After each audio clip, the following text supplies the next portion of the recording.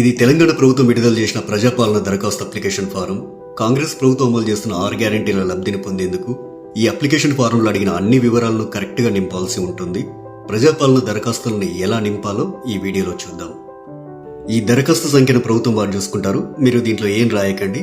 కుటుంబ వివరాల కింద మీరు కొన్ని వివరాలు రాయాల్సి ఉంటుంది. ఇక్కడ మీ పూర్తి పేరు రాయండి. ఇక్కడ ఇంటి యజమాని స్త్రీ అయితే స్త్రీ అని టిక్ చేయండి, పురుషుడైతే పురుషుడి దగ్గర టిక్ చేయండి, ఇతరులైతే ఇతరుల దగ్గర టిక్ చేయండి. మీరు ఏ సామాజిక వర్గానికి చెందినవారో ఇక్కడ టిక్ చేయండి.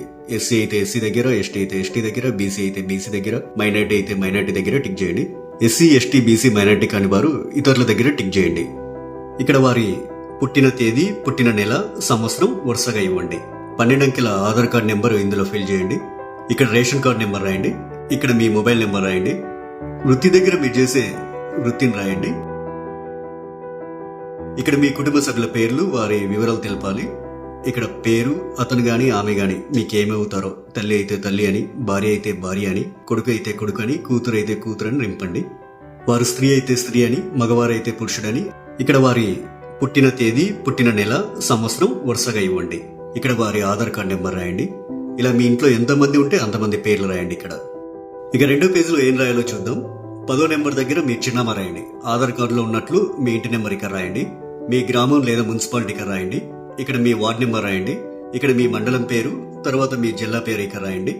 ఇప్పుడు అభయస్థం గ్యారంటీల సెక్షన్ కొద్దాం. గ్యారంటీల పథకాలు లబ్ధి పొందేందుకు మీరు ఏం చేయాలి, మీరు ఏ వివరాలు ఇక్కడ రాయాల్సి ఉంటుందనేది చూద్దాం. ఇక్కడ కావలసిన పథకాల లబ్ధి కొరకు మీరు టిక్ మార్క్ చేయాల్సి ఉంటుంది. మహాలక్ష్మి పథకంలో భాగంగా ఇక్కడ 2 పథకాలు ఉన్నాయి. మొదటిది ప్రతి నెల 2500 ఆర్థిక సాయం పొందేందుకు ఇక టిక్ మార్క్ పెట్టండి. ఇక రెండోది 500 రూపాయలకు గ్యాస్ సిలిండర్ పొందేందుకు ఇక టిక్ మార్క్ పెట్టండి. 500 రూపాయలకు గ్యాస్ సిలిండర్ సంబంధించి మీరు కొన్ని వివరాలు నింపాల్సి ఉంటుంది. మొదట ఇక్కడ మీ గ్యాస్ కనెక్షన్ నెంబర్ రాయండి. ఇక్కడేమో మీకు గ్యాస్ సరఫరా చేస్తున్న కంపెనీ పేరు రాయండి. మీరు సంవత్సరానికి ఎన్ని గ్యాస్ సిలిండర్లు వాడతారో ఆ సంఖ్యని ఇక్కడ రాయండి. రైతు భరోసా పథకం కింద లబ్ధి పొందేందుకు ఇక్కడ కొన్ని వివరాలు ఇవ్వాలి. రైతులు ప్రతి ఏటా ఎకరానికి 15,000 రూపాయలు పొందేందుకు ఇక్కడ వివరాలు ఇవ్వాల్సి ఉంటుంది. మీరు రైతు అయితే ఇక్కడ టిక్ మార్క్ పెట్టండి. ఒకవేళ మీరు కౌలు రైతు అయితే ఇక్కడ టిక్ మార్క్ పెట్టండి. ఇక్కడ మీ పట్టాదారు పుస్తక నెంబర్లు రాయండి. మీరు సాగు చేస్తున్న భూమి వివరాలు అంటే సర్వే నెంబరు, విస్తీర్ణం అలాంటి వివరాలన్నీ ఇక్కడ రాయండి. మీరు వ్యవసాయ కూలీలైతే ఏటా ఇచ్చే 12,000 రూపాయల కోసం ఇక్కడ టిక్ మార్క్ చేయండి. ఇక్కడ మీ ఉపాధి హామీ కార్డ్ నెంబర్ రాయండి. మరో గ్యారంటీ ఇందిరమ్మ ఇండ్లు పథకం లబ్ధి కొరకు ఇక్కడ కొన్ని వివరాలు ఇవ్వాల్సి ఉంటుంది.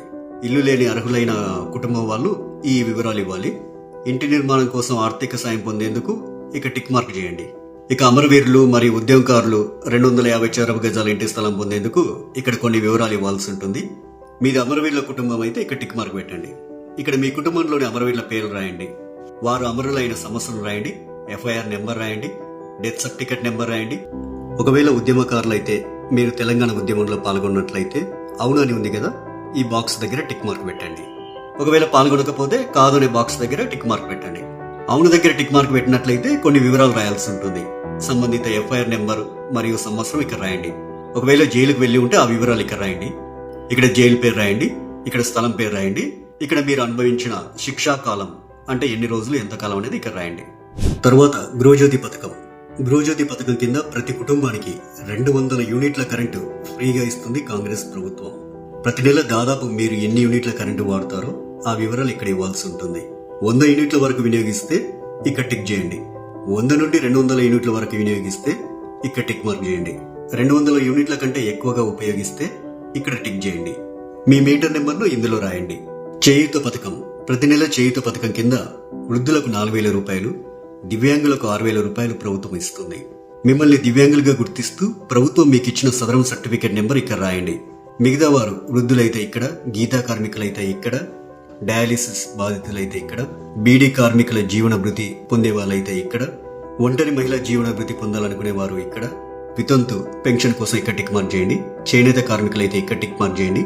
ఎయిడ్స్ వ్యాధిగ్రస్తులైతే ఇక్కడ టిక్ మార్క్ చేయండి. పైలేరియా బాధితులు ఇక్కడ టిక్ మార్క్ చేయండి.